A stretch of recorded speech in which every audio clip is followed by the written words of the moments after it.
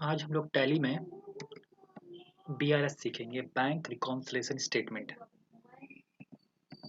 इसके लिए आज हमने एक कंपनी ओपन किया है, राजू ट्रेडर्स का। बीआरएस होता क्या है, इसको हम लोग, इसका फुल फॉर्म है बैंक रिकॉन्सिलिएशन स्टेटमेंट। इसे इसलिए बनाया जाता है क्योंकि हमारा टैली का अमाउंट और बैंक स्टेटमेंट का अमाउंट मैच नहीं करता, ज़्यादातर मैच नहीं करता। क्योंकि जैसे एग्जाम्पल के लिए मेरा क्रेडिटर है कोई, उसको मैंने चेक इशू किया 10 तारीख को, और वो जो मेरा क्रेडिटर है वो आज इशू किया, तो हम अपने बुक में आज रिकॉर्ड कर दिए, ठीक है। बट वो जो मेरा क्रेडिटर है वो 2 दिन बाद या 4 दिन बाद बैंक जाता है, तो हमारे बैंक में से पैसा माइनस कब होगा? जब वो चेक लेके बैंक के पास जाएगा। ओके, तो हमने एंट्री आज पास किया, बट तो वो 2-4 दिन लेट होगा। तो जब हमारे पास स्टेटमेंट आएगा, जैसे कोई बैंक चार्जेस, दूसरा एग्जांपल है, जैसे कोई बैंक चार्जेस हुआ, ठीक है। तो बैंक चार्जेस हमारे अकाउंट में से तो माइनस करता है, बट उसका रिकॉर्ड मेरे पास होता नहीं है। तो जब हमारे पास स्टेटमेंट आता है, ठीक है, तो हमने जो एंट्री पास किया है और स्टेटमेंट में जो आया है इसको रिकॉन्सिलिएशन करते हैं। जैसे इसका बैंक स्टेटमेंट और हमारी बुक में जो हमने रिकॉर्ड किया है, ठीक है, वो मैच कर जाए। ठीक है, इसी के लिए हम लोग एक बैंक रिकॉन्सिलिएशन स्टेटमेंट बनाते हैं टैली में। वो कैसे बनाते हैं हम आपको बताते हैं, ठीक है। सबसे पहले एक हमारा जो बैंक होगा जिससे हम ट्रांजेक्शन करते हैं, जो राजू ट्रेडर्स का एक बैंक होगा जिससे हम ट्रांजेक्शन करते हैं, उसमें कुछ ओपनिंग बैलेंस होगा, ठीक है, वो हम देखते हैं। ये मेरा है राजू ट्रेडर्स, उसका 1 लाख बैलेंस है एसबीआई में, वो आप देख सकते हैं। ये कुछ ट्रांजेक्शन मैंने एग्जांपल के लिए लिया है, ठीक है। इसका 1 लाख बैलेंस है, इन एसबीआई में बैलेंस है, तो हम एक एसबीआई का लेजर बनाएंगे, उसमें 1 लाख ओपनिंग बैलेंस डालेंगे। ओके, ये मेरा गेटवे ऑफ टैली है। यहाँ से हम अकाउंट इन्फो में जाएंगे, लेजर ग्रेट। ओके, यहाँ से हम स्टेट बैंक का एक लेजर बना देते हैं।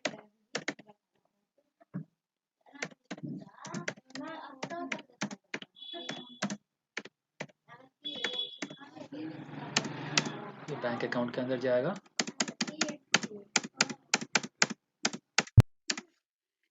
इसका 1 लाख का हम ओपनिंग बैलेंस देते हैं,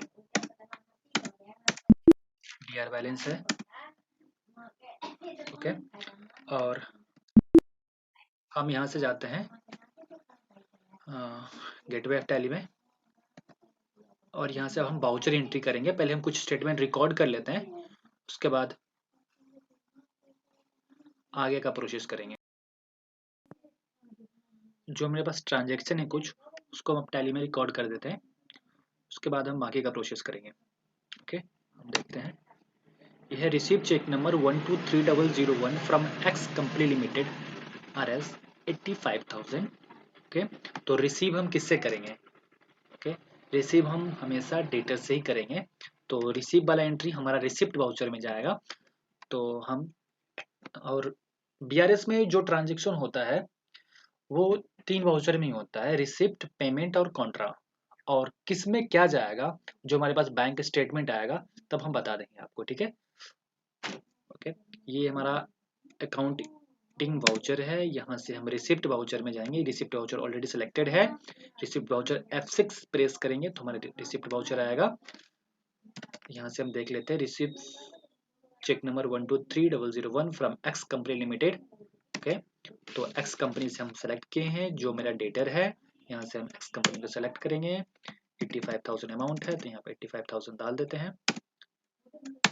ऑन अकाउंट, अभी हम ऑन अकाउंट इसलिए लिए हैं क्योंकि एक्स कंपनी से रिलेटेड हमारा कोई ट्रांजेक्शन इससे पहले नहीं लिया है, नहीं तो अगेंस्ट रेफरेंस लेते हैं। ओके, यहाँ पे डीआर, क्योंकि एक्स कंपनी से हमको पैसा रिसीव हो रहा है तो बैंक में पैसा जाएगा, इसलिए बैंक को डेबिट करेंगे। ये डबल एंट्री सिस्टम है। यहाँ पे कुछ कंपनी में ऐसा होता है क्योंकि सिंगल एंट्री सिस्टम में रिकॉर्ड करता है, तो डबल एंट्री सिस्टम बेटर है मेरे लिए, ज़्यादा सबके लिए बेटर रहता है, क्योंकि इसमें समझ में आता है कि कौन सा अकाउंट डेबिट हुआ है, कौन सा अकाउंट क्रेडिट हुआ है। ओके, तो यहाँ पे हम डेबिट करेंगे, और जिसको डेबिट क्रेडिट समझने में दिक्कत होता है वो सिंगल एंट्री सिस्टम में एंट्री करते हैं। ओके, यहाँ से हम स्टेट बैंक ऑफ इंडिया में सेलेक्ट करते हैं 85,000। ओके, यहाँ से हम चेक नंबर डालेंगे इंस्ट्रूमेंट नंबर में 123001 123001। यहाँ से चेक नंबर सेलेक्ट, पास हो गया। ओके, फिर हम नेक्स्ट एंट्री करते हैं। नेक्स्ट एंट्री देखते हैं क्या है। Receive cheque number 456234 big company limited. Okay, यहाँ से हम बिग कंपनी सेलेक्ट करेंगे। अमाउंट 70,000।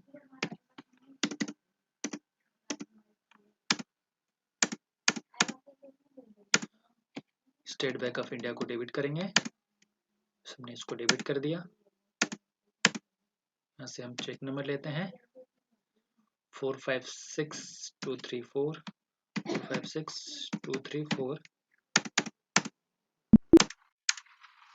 एंट्री मेरा हो गया। थर्ड एंट्री है मेरा जेड कंपनी लिमिटेड से 1 लाख। यहाँ से हम जेड कंपनी लिमिटेड को सिलेक्ट करते हैं। 1 लाख अमाउंट है।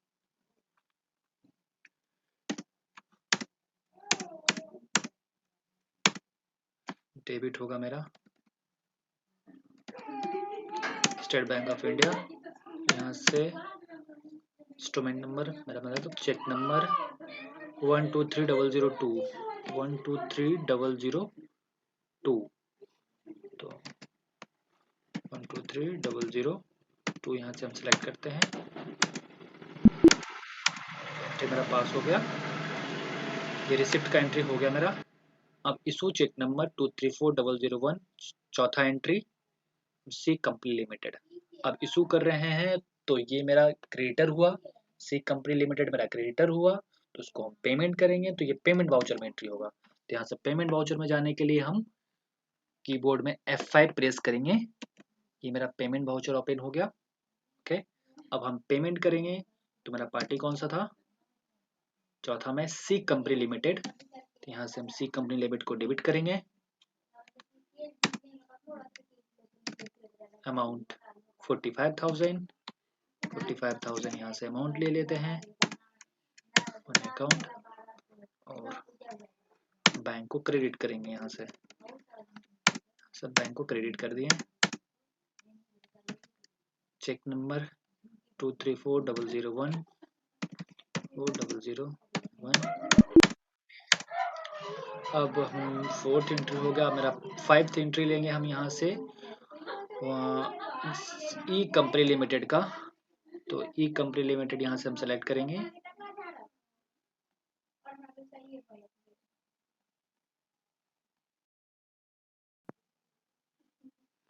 ओके, अब नेक्स्ट मेरा एंट्री है ई कंपनी लिमिटेड। तो यहाँ से हम ई कंपनी लिमिटेड को सिलेक्ट करेंगे। ओके, अमाउंट कितना है 70,000।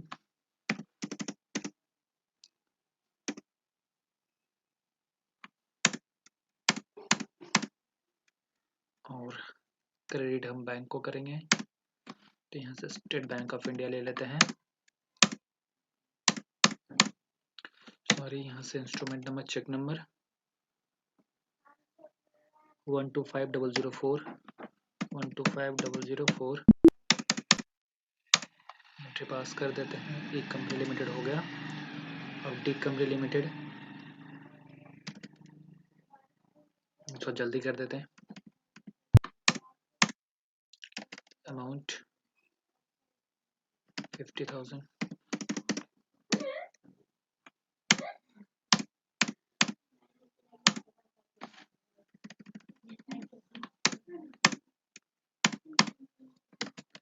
Instrument number 234002।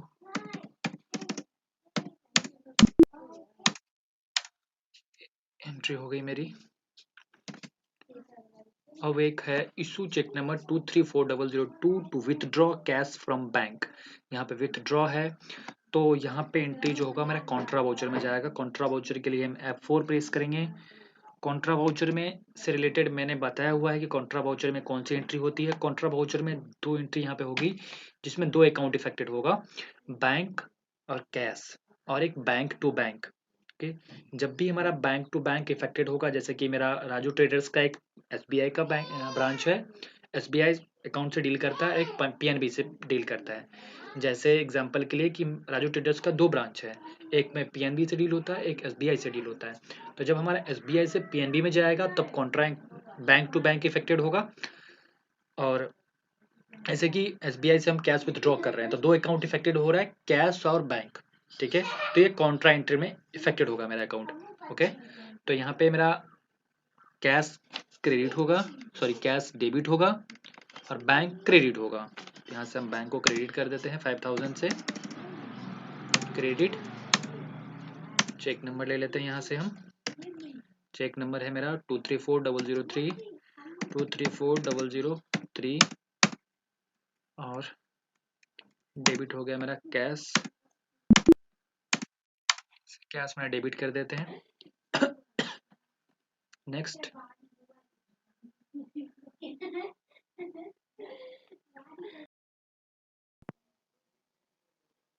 जितनी भी एंट्री थी सारी हमने पास कर दिए हैं।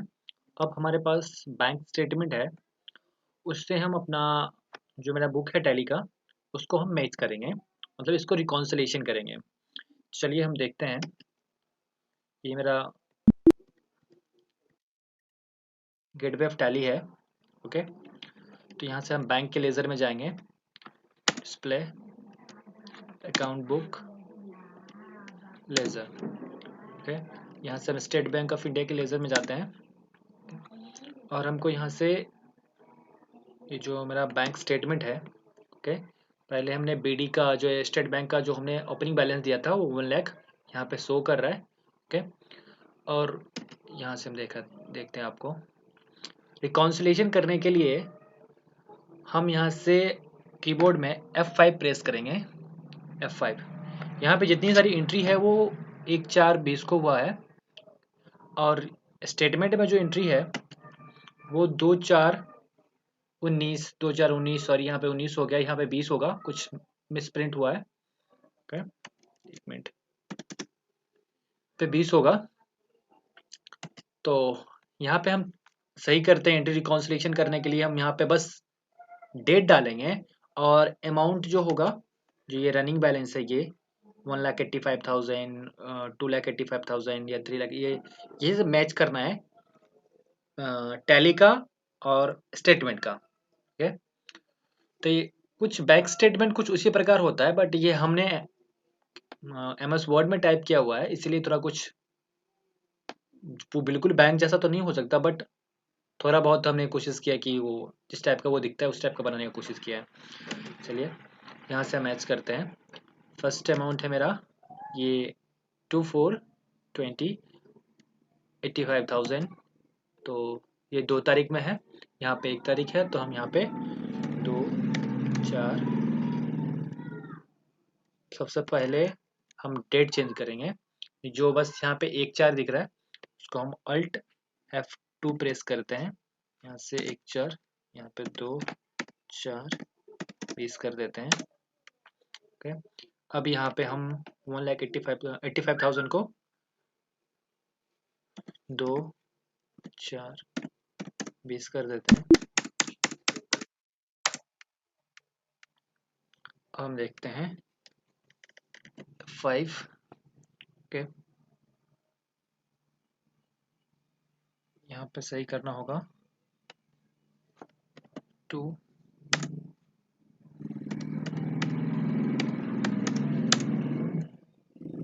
ओके। यहाँ पे है 1,85,000 CR क्रेडिट बैलेंस, यहाँ पर भी शो कर रहा है as per bank 1,85,000 CR, okay. क्योंकि वो यहाँ पे हमने 1 तारीख में एंट्री किया था, बैंक में 2 तारीख में एंट्री हुआ था, तो थोड़ा डिफरेंस था। अब यहाँ पे as per bank balance, running balance उसको बोलते हैं, तो यहाँ पे मेरा टैली का और स्टेटमेंट का अमाउंट इक्वल हो गया है, ओके।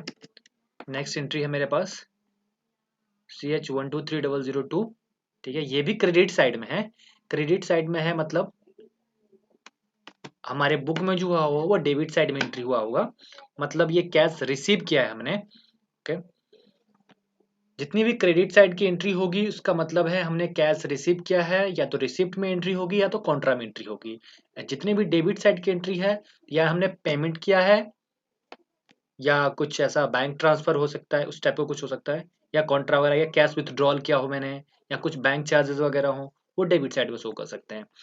इसी तरह सेविंग अकाउंट होगा हमारा, तो हमने कुछ रिसीव किया हो इंटरेस्ट, तो मेरा इनकम साइड में, माने कि क्रेडिट साइड में जाएगा, जो मेरे अकाउंट में प्लस होगा। ओके, तो मेरा है नेक्स्ट है 2/4/20 का 123,002। तो इसको हम यहाँ से दो डेट चेंज कर देते हैं, यहाँ पे हम कर देते हैं 1 लाख का, तो ये वाला। ओके,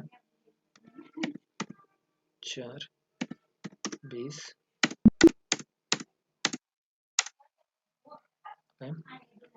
यहाँ से हम F5 करते हैं, डेट चेंज करना पड़ेगा।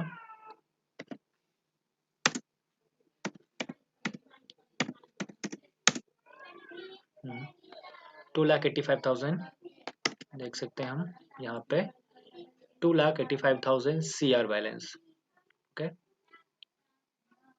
यहाँ पे जहाँ पे मेरा कर्सर है, यहाँ पे जो ब्लिंक कर रहा होगा, ये अमाउंट और टैली का अमाउंट यहाँ पे एज पर बैंक 2,85,000। इसी तरह मेरा बैंक स्टेटमेंट और टैली का अमाउंट मैच हो रहा है। फिर हम नेक्स्ट एंट्री देखते हैं, ये मेरा है 70,000 का। ओके, ये भी क्रेडिट साइड में है, तो मतलब मेरा डेबिट साइड में होगा। ये मेरा डेबिट साइड में है 70,000 का, डेट चेंज करना है बस। तो यहाँ से हम 2/4/20 कर देते हैं, एंट्री हो गई। F5,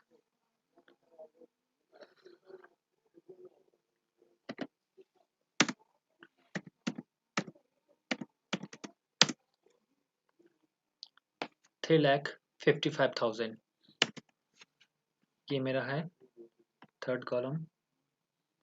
3,55,000 CR balance, credit balance, ये मेरा है एज पर बैंक। यहाँ पे आप देख सकते हैं जहाँ पे मेरा कर्सर है, ये 3,55,000। ओके, नेक्स्ट है मेरा डेबिट साइड में 45,000, मतलब हमने पेमेंट किया है या विथड्रॉ किया होगा। चेक नंबर ये है, यहाँ पे पर्टिकुलर्स में कुछ डिटेल्स लिखा रहता है, बट स्टेटमेंट जब भी आता है, स्टेटमेंट में डिटेल्स लिखा रहता है। तो हमने बस चेक नंबर डाला है एग्जाम्पल के लिए इसलिए, बट यहाँ पे डिटेल्स में नहीं लिखा है, ठीक है। बट यहाँ पे पेमेंट है, किसी हमने क्रेडिटर को पेमेंट किया है 45,000। ओके, तो यहाँ पे बस डेट चेंज करना है हमको, 2/4/20 एक्सेप्ट कर लेते हैं। ओके, फिर हम F5 प्रेस कर रहे हैं, और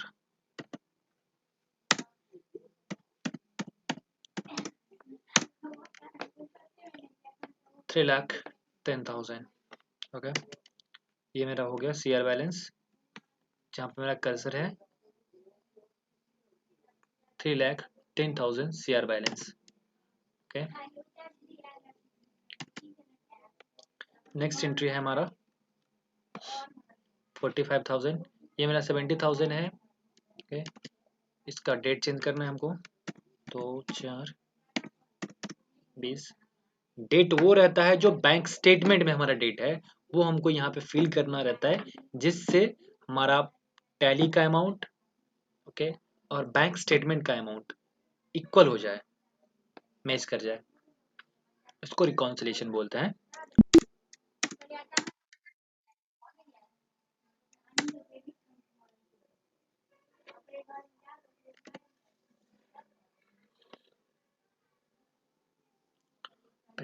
डेट चेंज करना होगा,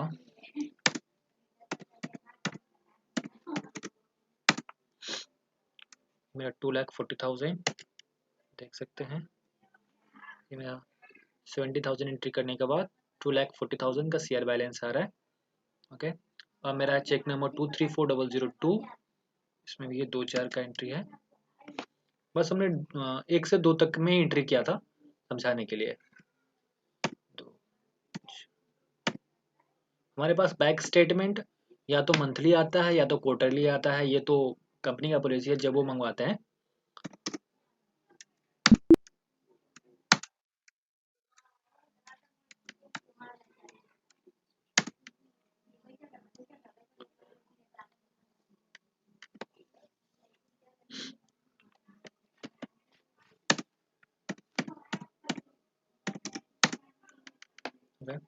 ये मेरा हो गया 1,90,000, ये हुआ मेरा 1,90,000 शेयर बैलेंस। जहाँ पे मेरा कर्सर है यहाँ पे 1,90,000 शेयर बैलेंस। ओके, मेरा 5,000 का विथड्रॉल है, मेरा 5,000, इसमें डेट चेंज करना है हमको।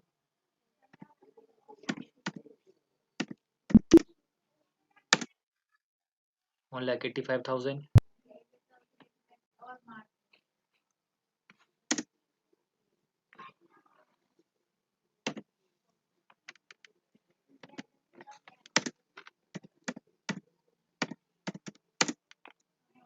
और 1,85,000।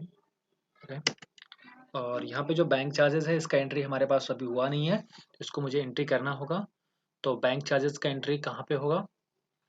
इसका एंट्री डेबिट साइड में है, ये डेबिट साइड में 250 है, 250।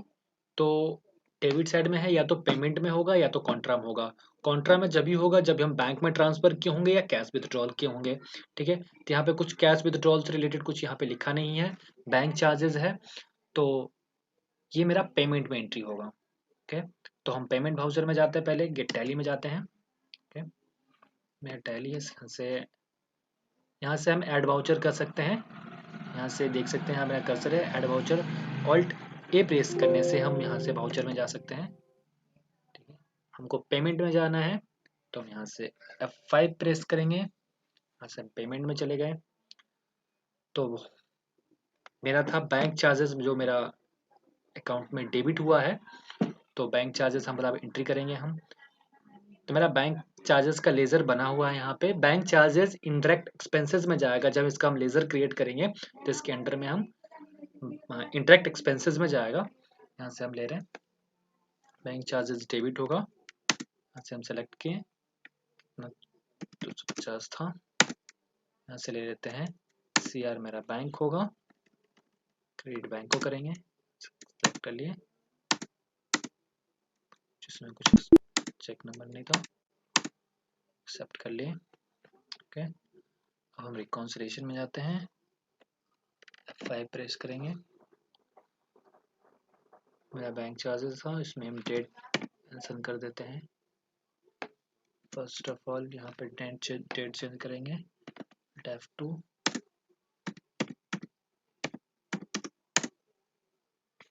ये मेरा बेस।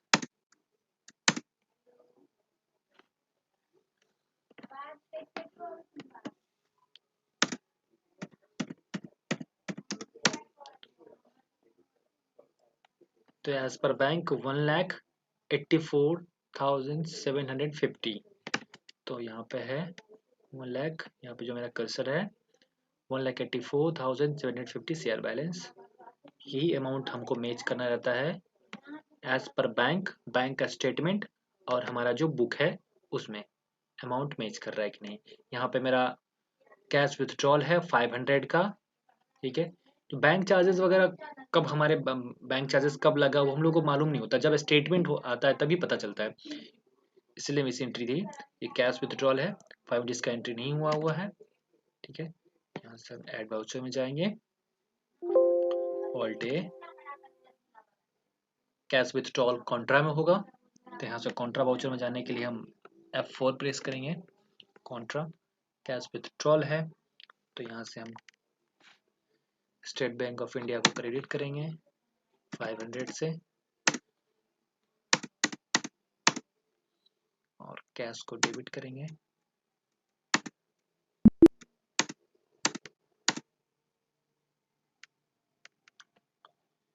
यहाँ से हम रिकॉन्सिलेशन में जाएंगे, F5, डेट चेंज करना है,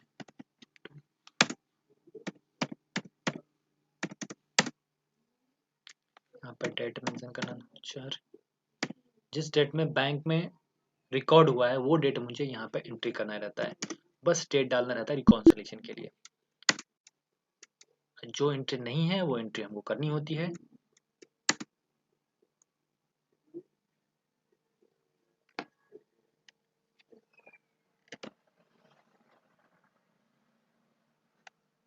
टू 4,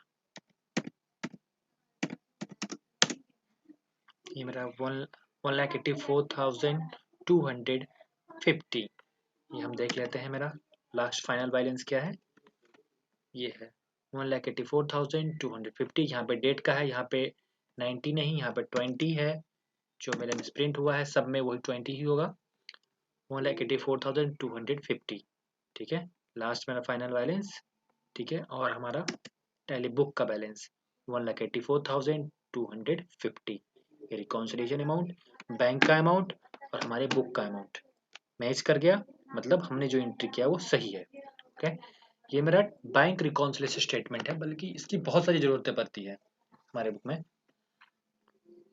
ओके, नेक्स्ट पार्ट में हम कुछ दूसरा चीज़ कवर करेंगे। आज के लिए बस इतना ही।